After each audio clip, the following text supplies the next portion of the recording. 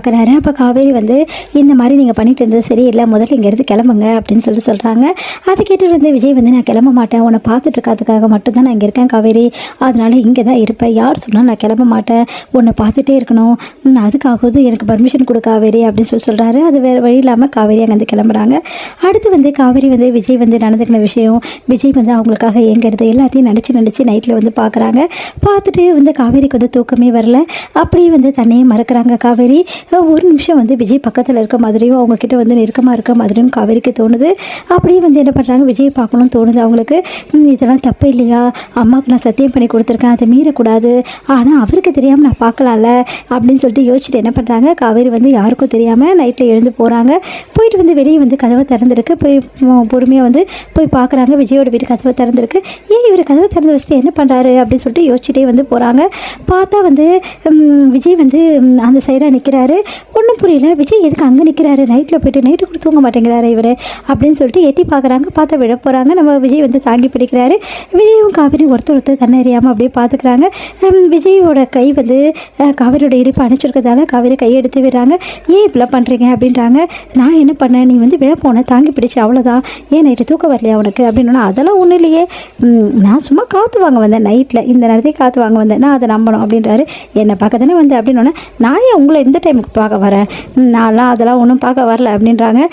ஏன் காவேரி இப்படி ஒன்றையே நீ ஏமாற்றிட்டு என்னையும் வந்து கஷ்டப்படுத்துகிற, சொல்லு காவேரி, நம்ம 2 பேரும் சேர்ந்து நம்ம வீட்டுக்கு போயிடலாம் காவேரி, ப்ளீஸ் காவேரி, இந்த கண்ணாம்பூச்சாட்டம் வேணாம் காவேரி அப்படின்னோடனே, இங்கே பாருங்கள் எதை பற்றி நான் பேச வரல புரியுதா, தேவையில்லாம் பேச, எங்கள் அம்மா வந்தாங்கன்னா பெரிய பிரச்சனை ஆகிடும், உங்ககிட்ட இந்த டைமில் நான் நின்று பேசி இருந்ததே பெரிய பிரச்சனை ஆகிடும், அதனால் என் அம்மாவுக்கு நான் வாக்கு கொடுத்துருக்கேன், அதை மீற முடியாது, நான் வரேன் அப்படி சொல்லிட்டு போகிறாங்க. ப்ளீஸ் காவேரின்னு சொல்லிட்டு கையை பிடிச்சி இழுக்கிறாரு.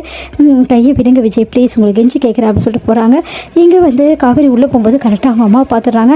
அவங்க அம்மா எங்கடி போயிட்டு வர அப்படின்னு, நம்ம இல்லைம்மா சும்மா வெளியே தான், நானும் பார்த்துட்ருக்கேன் காவேரி, நீ பண்ணுற வேலை கொஞ்சம் கூட சரியில்லை, இங்கே பார், நீ இங்கே எனக்கு சத்தியம் பண்ணி கொடுத்ததை மறந்துட்டியா, உன் விஷயத்துக்கு எல்லாம் பண்ணலான்னு நினைக்கிறியா, அந்த பையனை ஒன்றும் மறக்க முடியாமல் என்னென்ன பண்ணிகிட்ருக்க, அந்த பையனை தான் போய் பார்த்துட்டு வரியா, அம்மாம்மா அதெல்லாம் ஒன்றும் இல்லைம்மா, நான் சும்மா தான் வெளியே நின்னேன், உடனே பாட்டி எழுந்துக்கிறாங்க. ஏடி அவள் சும்மா தானே வெளியே நின்னா, எதுக்கு தேவையில்லாமல் வந்து பண்ணிகிட்ருக்க, அவள் மனசுலேயும் காயம் இருக்குல்ல, அவள் மனசுலேயும் பாரமாக இருக்கும்ல, ஏதோ கொஞ்ச நேரம் நின்றுப்பா, அதுக்காக இப்படியெல்லாம் பேசுவியா, ஏன்டி எப்போ பார்த்தாலும் அந்த பொண்ணை காயப்படுத்திகிட்டே இருக்க அப்படின்னு சொல்லிட்டு கேட்குறாங்க.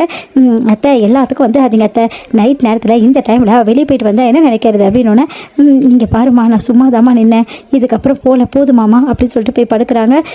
இவரை வச்சு காப்பாற்றி நான் கரை சேர்க்கறதுக்குள்ளேயும் போதும் ஆகிடும் போட்டிருக்கு, கல்யாணம் ஆகாத பிள்ளைங்களை கூட வீட்டில் வச்சுக்கலாம் போட்டிருக்கு, இந்த மாதிரி ஒருத்தி வச்சுக்கிட்டு நான் என்ன பண்ண போகிறோம் தெரில அப்படின்னு சொல்லிட்டு மனசு கலங்குறாங்க. நம்ம சாரதா, எல்லாம் சரியாயிடும்டி, எல்லாரையும் ஃப்ரீயாக விட கற்றுக்கோ, சும்மா வந்து எல்லாரையும் தொல்லை பண்ணிகிட்டே இருக்காது அப்படின்னு சொல்லிட்டு அவங்க அத்தை வந்து பாட்டி வந்து அவங்களுக்கு அட்வைஸ் பண்ணுறாங்க. நீங்கள் எழுந்துக்கிறீங்களா, முதல்ல போய் படுங்க போங்க அப்படின்னு சொல்லிட்டு திட்டி விடுறாங்க. எங்கள் காவேரி நினச்சி விஜய் வந்து யோசிச்சுட்டு இருக்காரு. காவேரி மனசில் என்னை பற்றி நினைவுகள் எல்லாமே இருக்குது, எனக்காக அவள் கஷ்டப்படுறா ஏங்குறா, ஆனால் அது வெளிப்படையாக அவளை ஒத்துக்க முடியல, அவங்க அம்மா மாரி அவளால் வரவும் முடியல, இதுக்கெல்லாம் ஒரே தீர்வு அவங்க அம்மா மனசு மாறணும், அதுக்கு ஏதாவது ஒன்று பண்ணியே தீரணும், அவங்க அம்மா மனசு மாறி என்ன பண்ணுறது அப்படின்னு சொல்லிட்டு யோசிக்கிறாரு. காவேரியை நான் வந்து பேசுகிறது பழகிறது, காவேரி கூட்டின்னு போகிறதெல்லாம் ஒரு பக்கம் இருந்தாலும் இப்போ நான் மாற்ற வேண்டியது அத்தை மனசு மட்டும்தான், அதுக்கு எதாவது ஐடியா பண்ணுமே அப்படின்னு சொல்லிட்டு யோசிச்சுட்டு இருக்காரு. அடுத்து குமரன் நடித்த அந்த வந்து